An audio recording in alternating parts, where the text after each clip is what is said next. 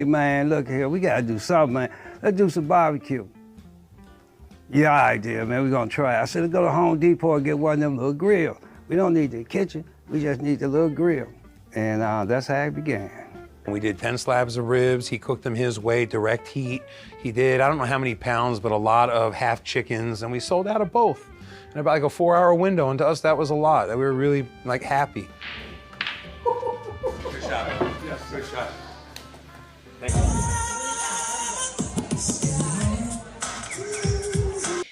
This is a case of black labor, white wealth.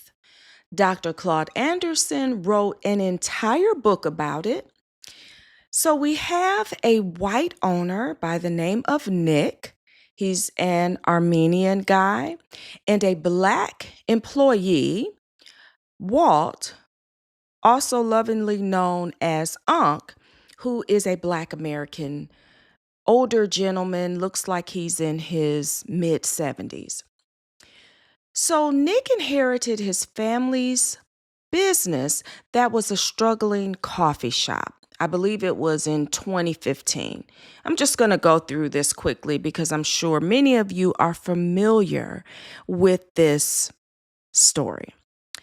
During the pandemic, Unc recommended putting barbecue on the menu.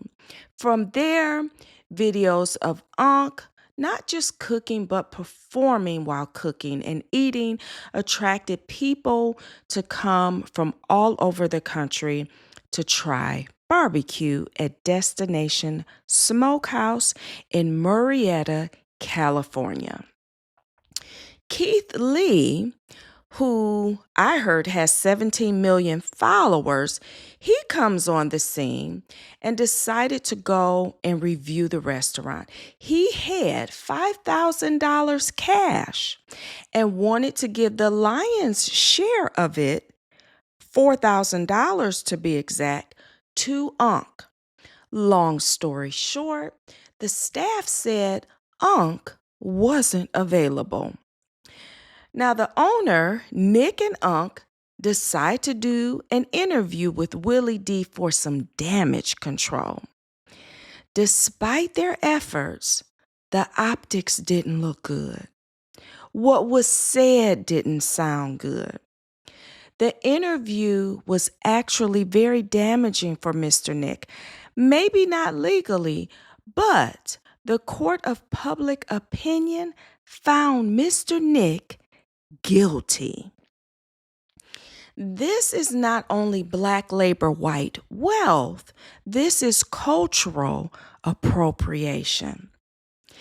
Now, you know what? Let's start with the word tendernism. Taking English words and intentionally misspelling or combining words to form a new word is Black American culture. That's why you see a lot of Black American businesses spelled phonetically. I'm one of them. I chose to do the same with my own business after being inspired by Dr. Claude Anderson's book, Powernomics. I read it over 10 years ago. In Powernomics, Dr. Claude Anderson talks about safeguarding our culture and using our culture to create businesses. So for the owner of Destination Smokehouse to have the name Tendernism trademarked without Unc's name nowhere on it is cultural appropriation. I personally believe it's also elder abuse. We all know the owner did not make up that word, tendernism. Armenian people don't have a history of doing that to English words phonetically. I'm sure he didn't get Unc's permission to trademark the word. Let's talk about the music.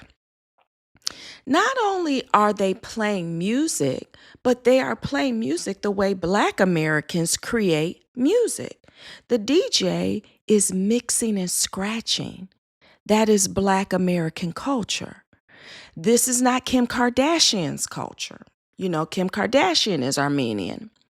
I'm not saying that this owner cannot cook food the way we cook it or serve it the way we serve it. I'm saying give credit where credit is due. And when you fail to do that, it's called cultural appropriation. Let's talk about the marketing. The videos of Unc that have 6 million likes, I heard, has money been made off of those videos? If so, has Unc received any profits? Does he even know money can be made off of those videos? If he hasn't received any money from those videos, then I don't know why that wouldn't be considered elder abuse under the category of financial exploitation. And because there is a power imbalance here, the owner has now decided to start making videos of himself. And he got the nerve to be trying to dance on the video. So let's summarize this. The recipes are not the owners. The style of music to create the atmosphere at the restaurant is not the owners. The marketing also is not the owners. The least, Nick, the least you could have done as a decent human being is trademark the word tendernism as a joint venture with Unc. That's what a decent human being would do. But the paperwork is coming back kind of funky. Unc's name, Walter Johnson, is nowhere to be found on the paperwork.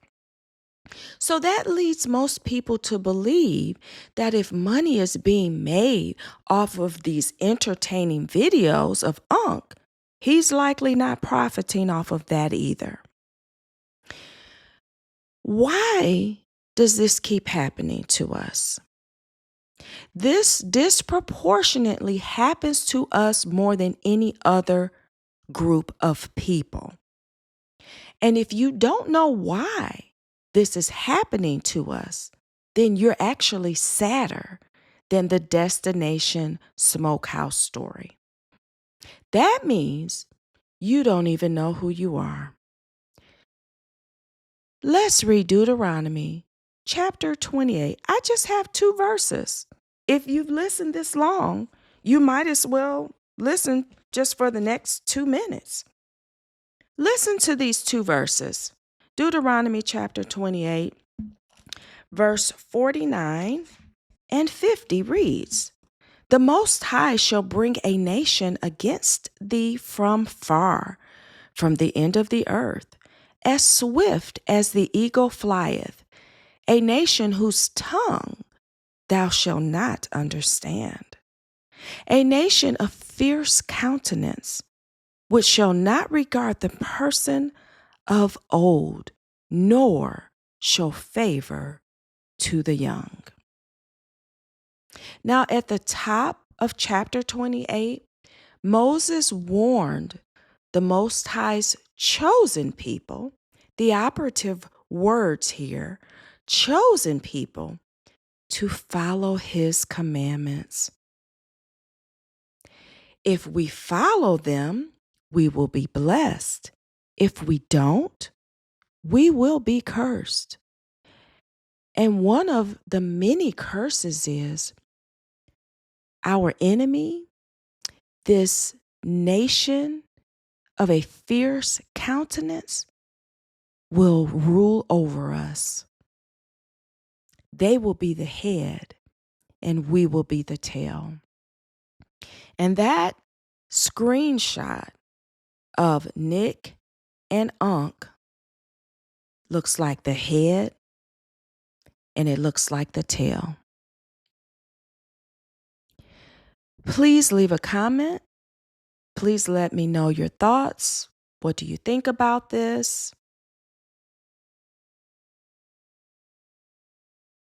And that's all I have to say.